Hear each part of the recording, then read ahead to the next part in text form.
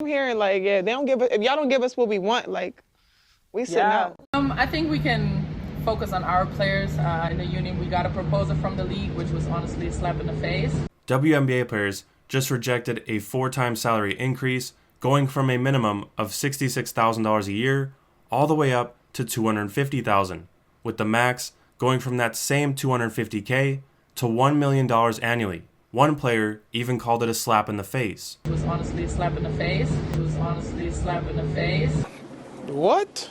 Why are the players so offended by this massive increase? Well, with the new TV deal signed with ESPN, NBC, and Amazon, the W is expected to substantially increase revenue and finally start earning a profit for the first time in its existence, which means the players will still be earning just a small portion of the revenue, which is around 10%, even with the much bigger salaries. They want a larger share of that revenue. We are not asking to get paid what the men get paid. We're asking to get paid the same percentage of revenue shared. So why are the players wrong for feeling this way? Well, in the beginning, they were being overpaid. They don't seem to understand that.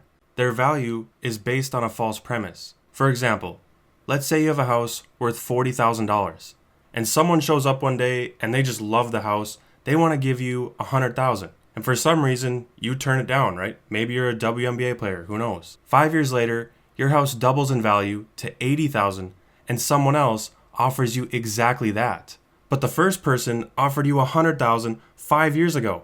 So $80,000, that's ridiculous, right? That's a slap in the face. No. Your house was never worth $100,000. Someone was just willing to give it to you anyway. That's exactly the situation WNBA players find themselves in. This whole pay us what you owe us movement isn't real. They were never underpaid. Their salaries were literally being donated by the NBA.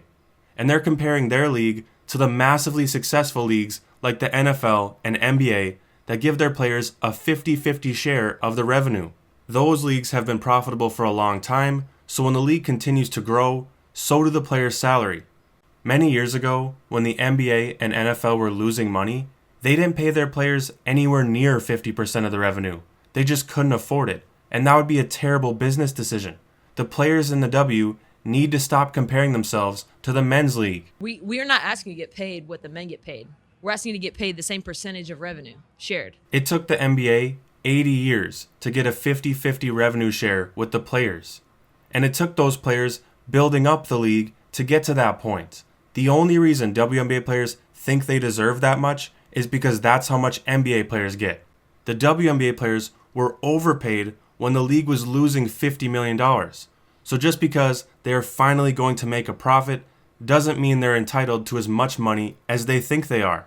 Instead of taking the massive increase in salary and allowing the league to finally earn a profit, they're risking a lockout and potential damage to the league as a whole. The players are putting their own interests above the product.